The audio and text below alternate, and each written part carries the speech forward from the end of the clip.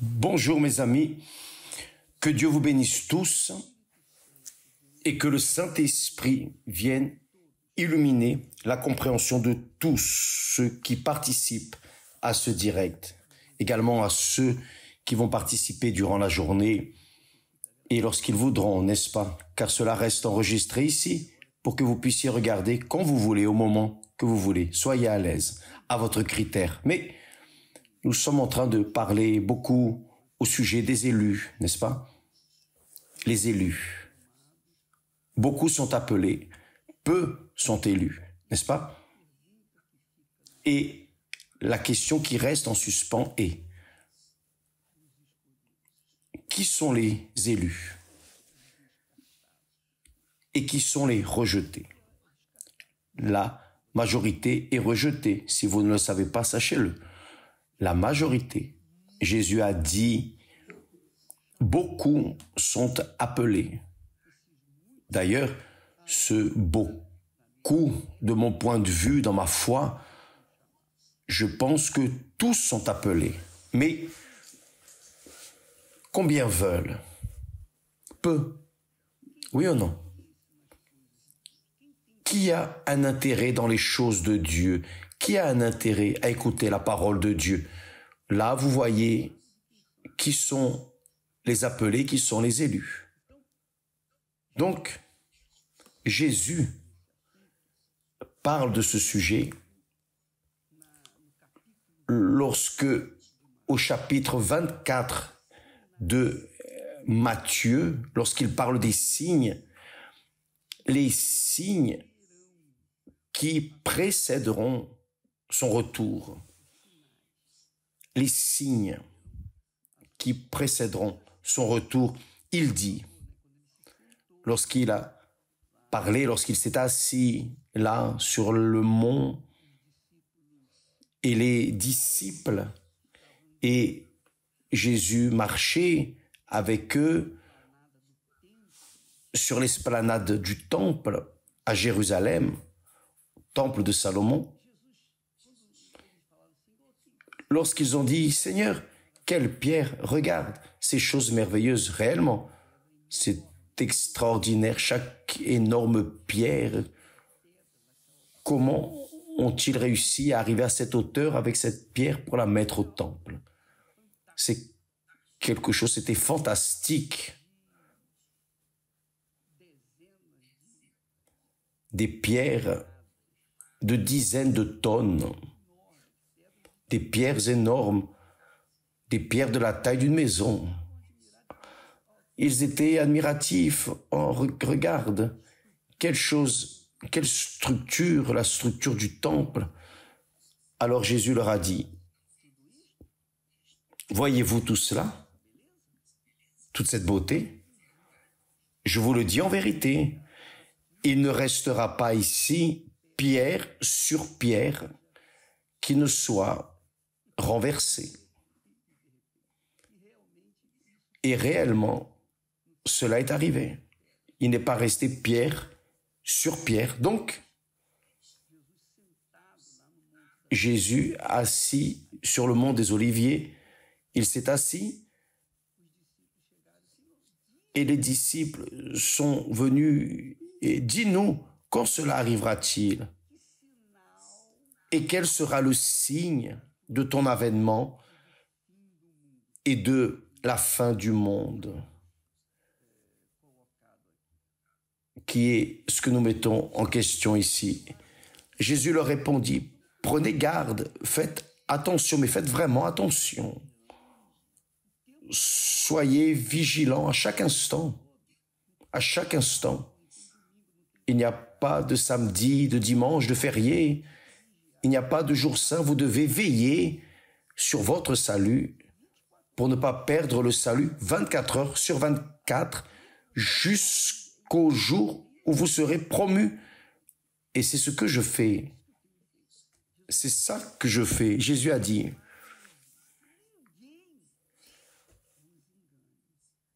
que personne ne vous trompe, que personne ne vous trompe.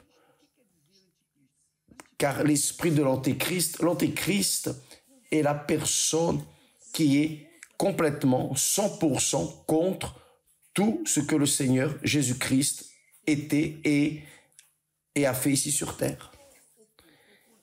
Il veut faire tout le contraire. Il veut faire tout le contraire. Vous savez, c'est ça. L'antéchrist est cela. C'est le côté contraire de tout ce qui est parfait. Donc, mais l'antéchrist utilise l'intelligence, la sagesse pour tromper même les élus. Même les élus. Faites attention à ce que Jésus dit ici. Vous allez lire le texte ici, vous allez voir que Jésus enseigne à prendre soin de notre âme, de notre salut. Parce que c'est ce qui vivra éternellement. Nous savons, vous savez, nous tous nous savons que tôt ou tard, nous serons promus, c'est-à-dire qui a été élu sera promu, il va se coucher et se réveiller dans le royaume des cieux, qui est dans le royaume de Dieu aujourd'hui. Lorsqu'il se couchera, lorsqu'il s'endormira, se réveillera dans le royaume des cieux. Mais qui n'a pas été élu va se coucher, va, disons, mourir, littéralement mourir, et va se réveiller en enfer. C'est la réalité. C'est la pure réalité. Si vous ne saviez pas, sachez-le. Ah, mais j'ai été bon, j'ai fait ceci, cela. Qui ira en enfer ira librement et spontanément, car il aura rejeté le salut que le Seigneur Jésus a donné. Donc Jésus parle de ce salut. Il dit, car il s'élèvera de faux Christ, envoyés du diable, et de faux prophètes.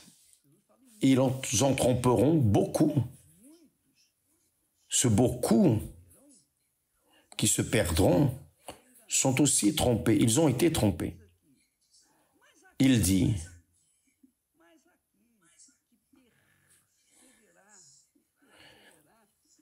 mais celui qui persévérera, ce n'est pas durant un temps, 2 temps, non, mais celui qui persévérera jusqu'à la fin, sera sauvé. Donc il vient et il dit au verset 24, nous parlons du texte de Matthieu, chapitre 24. Il est bon que vous lisiez et méditiez sur chaque verset, chaque parole et virgule. Donc quand nous arrivons ici au verset 24, Jésus dit, car il s'élèvera de faux Christ et de faux prophètes. Vous vous rappelez que Jésus a dit, beaucoup viendront en mon nom. Beaucoup viendront en mon nom. Ne les écoutez pas. Beaucoup sont les faux Christ, car il s'élèvera de faux Christ. Il dit, car il s'élèvera de faux Christ. Les faux Christ, ce sont des leaders. Il dit, car il s'élèvera de faux Christ et de faux prophètes. Ils feront, voyez, c'est très fort, c'est très grand. Jésus a dit, car il s'élèvera de faux Christ et de faux prophètes.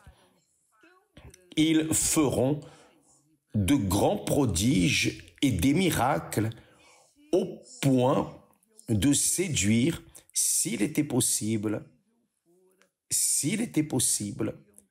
même les élus.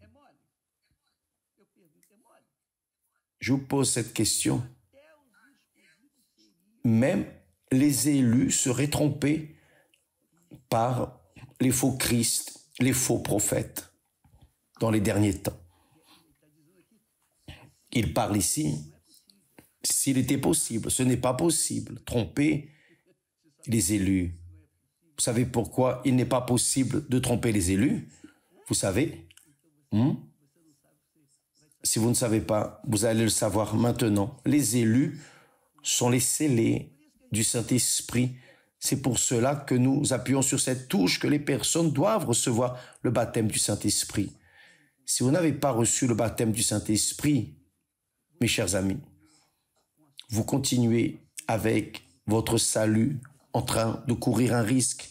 Vous avez déjà accepté Jésus, vous êtes fidèle dans l'Église, fidèle même dans les travaux d'évangélisation, vous êtes fidèle dans vos bonnes œuvres de charité, vous êtes une personne loyale à votre Église, votre dénomination. Mais si vous n'avez pas le Saint-Esprit, cela signifie que vous n'avez pas été scellé, marqué. Vous savez que le Saint-Esprit est le sceau de Dieu en nous. Vous saviez cela, n'est-ce pas? Oh, je porte une alliance, ici mon alliance. Vous savez, sur cette alliance, tous ceux qui voient cette alliance à mon doigt disent, cet homme est engagé, il est marié. Il est marié. Il est engagé. Si quelqu'un veut essayer, il va voir que je suis engagé. Cette alliance est le sceau de mon mariage, de mon union avec Esther et vice-versa. Donc, cela s'est passé il y a 52 ans de cela. Nous avons scellé une alliance qui est le mariage, le véritable mariage. Nous ne nous sommes pas assemblés, nous nous sommes connus. Cela va faire 53 ans que nous nous connaissons, mais nous nous sommes mariés il y a 52 ans. Donc, lorsque nous nous sommes mariés, j'ai engagé ma parole envers Esther sur l'autel, devant tous les témoins, et par-dessus tout, devant Dieu lui-même. Là, j'ai engagé ma parole. J'ai dit, Seigneur, je promets d'être fidèle à mon épouse, etc., etc., etc. Tout ce que nous savons déjà. Toutes ces choses qui se répètent, mais je les fais avec toutes mes forces. Et je suis resté très heureux pour cela. Et vice-versa. Bien. Le sceau de notre alliance, je le porte avec moi. Je n'enlève pas l'alliance de mon doigt en aucune façon. Je ne l'enlève pas. Il y a deux choses avec lesquelles je marche, avec l'alliance et la montre. L'alliance pour ne jamais, à aucun moment, oublier que je suis engagé, que j'ai un engagement avec quelqu'un. Et la montre pour accomplir ma parole à l'heure, pour ne pas perdre, ne pas arriver en retard, pour ne laisser personne en train de m'attendre. Donc, ça c'est une chose que je porte sur mes marques personnelles. Bien. Les élus, mes amis, sont ces personnes qui sont marquées, scellées avec le Saint-Esprit. Et la personne demande, mais évêque, comment est-ce que je sais que je suis scellé, baptisé du Saint-Esprit? Je ne peux pas vous le dire. Une chose, je sais. La Bible dit, Paul dit, que le Saint-Esprit témoigne, confirme que nous sommes enfants de Dieu, scellés, car le scellé, les élus sont réellement enfants de Dieu. Ils peuvent prier le Notre Père qui est aux cieux. Ils peuvent parler, car ils parlent avec leur Père, le Dieu éternel, le Tout-Puissant, commencement de toutes les choses, le commencement et la fin, l'alpha et l'oméga, le Tout-Puissant, l'auto-existant, qui n'a ni mère ni père, n'a personne. Il est le commencement de toutes les choses, auto-existant. Et il a donné l'origine à toutes les choses, y compris ses enfants. Et ses enfants viennent à travers son fils Jésus, le premier-né, à travers le premier-né, le premier fils de Dieu qui existait avant toutes les choses aussi. À travers Jésus, nous sommes engendrés par l'Esprit de Jésus, qui est le Saint-Esprit, qui est le baptême du Saint-Esprit. C'est le baptême du Saint-Esprit, c'est le sceau, la marque que nous sommes de Dieu. Et quand la personne est baptisée du Saint-Esprit, elle a le discernement spirituel pour détecter les faux des véritables, pour discerner entre ce qui est correct et ce qui est erroné. Donc, cela est fait par le Saint-Esprit lui-même. Jésus a dit que s'il était possible, il séduirait même les élus. C'est la réalité. Et quand la personne est élue, elle ne sort pas de l'Église à cause des scandales, à cause de choses qu'elle a vues, les injustices, les méchancetés, les choses erronées que les autres, parce que le pasteur a fait ceci, a fait cela. Non. Elle passe ce qu'elle a passé, elle reste ferme. Elle est inébranlable. Parce que la foi qu'elle a, le compromis qu'elle a avec Dieu, n'est pas et ne peut pas être défait par personne, sauf si le Saint-Esprit sort d'elle. Là oui. Mais pour cela, elle doit blasphémer contre lui. Elle doit librement, de sa propre volonté, blasphémer, renier. Là oui.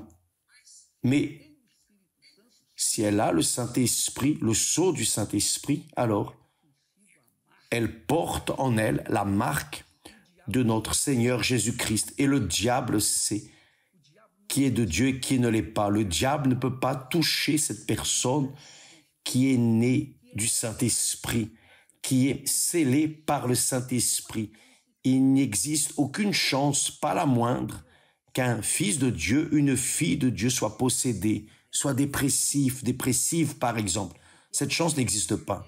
Parce que là, cette personne qui a été choisie par Dieu a été séparée. Et il est écrit que celui qui est de Dieu, le diable, ne le touche pas et ne pourrait pas toucher. Parce que si la personne est de Dieu, qui va toucher? Ce n'est pas possible. Donc, mes amis, les élus sont intouchables par le diable. Ils peuvent même tomber malades. On peut trouver une infirmité. On peut avoir ce genre de... Enfin, les problèmes que tous traversent, ceux qui sont scellés du Saint-Esprit, les élus passent également. D'ailleurs, passent beaucoup plus que ceux qui ne sont pas élus. C'est cela. Pourquoi? Parce qu'ils sont éprouvés. Ils sont éprouvés et approuvés. J'étais en train de parler avec l'évêque responsable du Sénégal. La plupart est musulmane. Et quand une personne musulmane, là-bas au Sénégal, se convertit, se livre à Jésus, normalement, par exemple, l'histoire que je viens d'entendre hier, il me disait que une jeune habitait au 3e étage et l'église restait au rez-de-chaussée.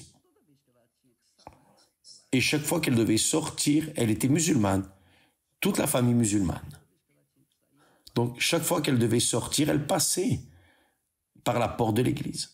Et un jour, elle est entrée et elle est restée, elle s'est convertie. Qu'est-ce que son père a fait? C'était une jeune adolescente.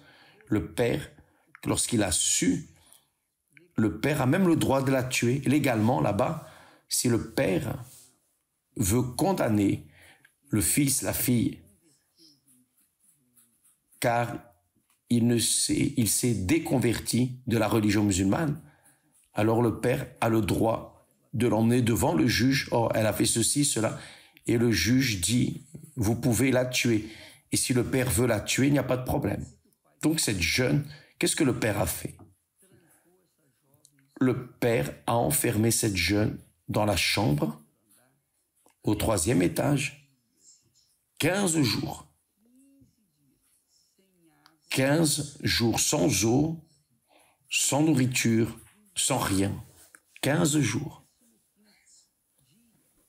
Au 15e jour, elle s'est jetée du 3e étage et s'est brisé les jambes, est allée à l'hôpital.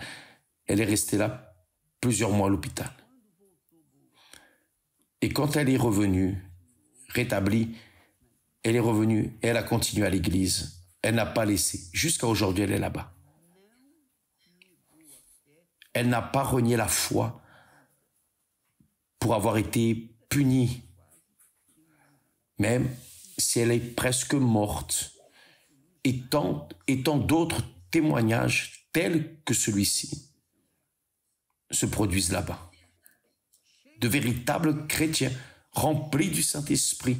Parce que seule une personne qui est scellée, marquée par Dieu, qui est élue par Dieu, le diable ne peut pas la toucher. Il ne peut pas la détruire. Il essaye, il éprouve. Il fait tout le possible pour essayer de renverser cette personne. Je peux vous dire ça, je peux vous parler. Je peux parler, vous savez ça, vous êtes mon témoin. Vous connaissez mon histoire. Combien de personnes connaissez-vous qui me haïssent? Combien de personnes connaissez-vous qui n'aiment même pas entendre parler de mon nom, n'est-ce pas? Vous êtes peut-être l'une d'entre elles, probablement. Bien. Des personnes qui me haïssaient, des personnes qui me haïssent, sans même me connaître. Et combien ont voulu mon mal, et combien ont essayé de faire de la sorcellerie, de la magie, lancer des malédictions. Combien de marabouts se sont réunis, par exemple au nord-est, je me souviens qu'un ex-marabout s'est réuni avec tous les marabouts. Après, il s'est converti. Il s'est réuni avec tous les marabouts de cette région pour faire de la sorcellerie, pour me tuer. Beaucoup sont venus à l'église avec des couteaux, beaucoup sont venus avec des revolvers pour essayer de me tuer. Et après venaient et se convertissaient. Bien, quand la personne est scellée du Saint-Esprit, elle est élue et c'est fini. Elle est de Dieu, personne ne la touche. Personne ne la touche. Et la personne affronte des persécutions, la haine, des injustices, des calomnies, mensonges. Elle est haïe. Jésus a dit cela. Jésus a dit, « Heureux serez-vous lorsque,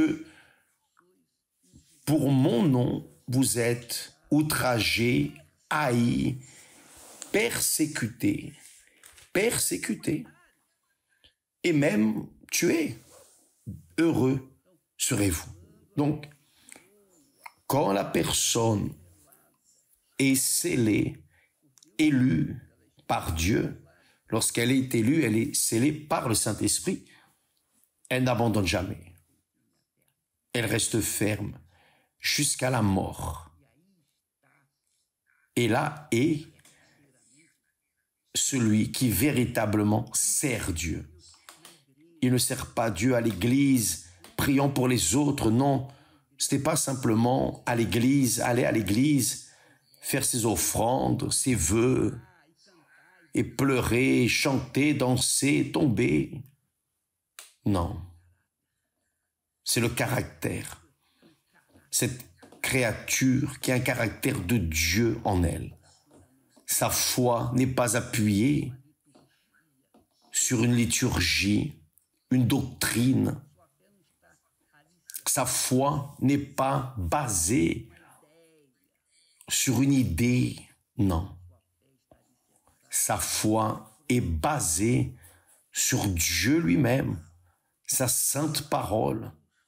La parole de Dieu, c'est Dieu qui parle. La parole de Dieu, c'est la voix de Dieu. Et quand Dieu parle, les choses arrivent, doivent arriver. Bien sûr que cela n'arrive pas au moment où l'on veut, exige, revendique, mais cela arrive au moment où Dieu veut que cela arrive, mais il va accomplir. Il ne manque aucune de ses paroles ne vont tomber. Alors, mes amis, les élus sont ceux qui affrontent l'enfer. Père de père, mère, mari, épouse, enfant, mais demeure. Ils sont têtus, têtu, c'est celui qui insiste dans l'erreur, mais ils sont persévérants. Le persévérant est celui qui se maintient ferme dans la parole de Dieu. Le têtu, non. Le têtu est persévérant pour suivre le mal.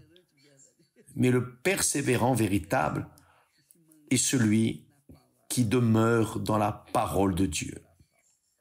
Lui sera sauvé. Et Jésus dit ici clairement, car il s'élèvera de faux Christ et de faux prophètes. Ils feront de grands prodiges et des miracles. Prodiges et miracles. Au point de séduire, s'il était possible, mais ce n'était pas possible, mais s'il était possible, au point de séduire. C'est-à-dire, la fausseté est si forte que si ce n'était pas le sceau du Saint-Esprit, la personne serait trompée. Avez-vous compris, mes chers amis?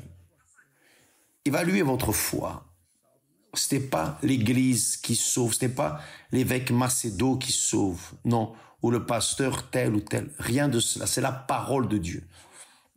Je ne veux pas que vous appuyiez votre foi sur ma parole, car ma parole ne sert à rien. Ce que l'intelligence nous ordonne d'appuyer la foi sur la parole de Dieu. Et pour appuyer votre foi sur la parole de Dieu et vous maintenir dans la foi, vous devez être né de Dieu, recevoir le Saint-Esprit. Le Saint-Esprit est le substitut de Jésus pour guider ses enfants. Il est la marque de Dieu en chacun de nous. Il est la marque de Dieu en vous. Et si vous l'avez, vous savez que vous l'avez et n'avez besoin de prouver à personne. Vous n'avez pas besoin de parler en langue pour dire « Ah, j'ai le Saint-Esprit ». Non, vous savez parce que le Saint-Esprit vous convainc qu'il est avec vous. C'est ce que dit le texte, que le Saint-Esprit rend témoignage. Il confirme que les élus sont enfants de Dieu. Avez-vous compris, mes amis? S'il vous plaît, courez après le fait de recevoir le Saint-Esprit pour avoir le signe, non au doigt, mais dans votre caractère, votre conduite, votre parole. Ça, c'est le sceau de Dieu. Être la personne dont la parole est oui, oui, non, non. Lorsqu'on commence à dire oui, à plus ou moins, ce n'est plus. C'est oui, oui, non, non. Jésus est la vérité.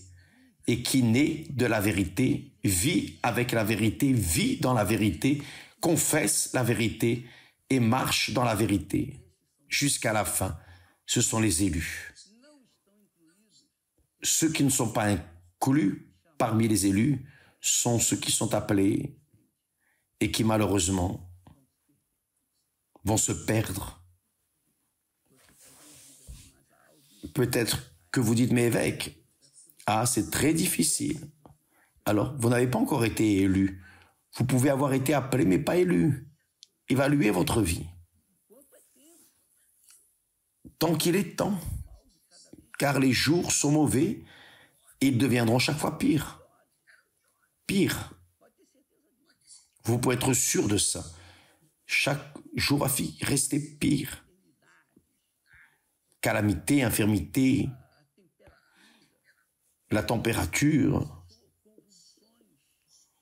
Ce sont les convulsions sociales, mondiales, politiques. Le monde est dans un désordre. C'est la réalité. Où que vous alliez, il y a le mal. Et le mal grandit de manière volumineuse, rapide. Seul celui qui est né de Dieu, seul celui qui a été choisi sera sauvé. Les autres vont mourir et on ne peut rien faire parce que c'est une question personnelle. Vous devez avoir une expérience avec Dieu. Pour ne pas être trompé, pour être élu, vous devez avoir une expérience avec Dieu. Vous devez avoir le Saint-Esprit. Je dis, vous devez avoir. Vous devez avoir. Si vous n'avez pas, vous allez courir le risque. Mais si vous avez, vous ne pouvez pas être trompé. Vous ne serez pas trompé par les faux Christ, les faux prophètes. C'est écrit ici. Je vais laisser ici enregistrer pour vous, comme il faut. D'accord? Demain, nous serons de retour. Que Dieu vous bénisse. D'ailleurs, aujourd'hui,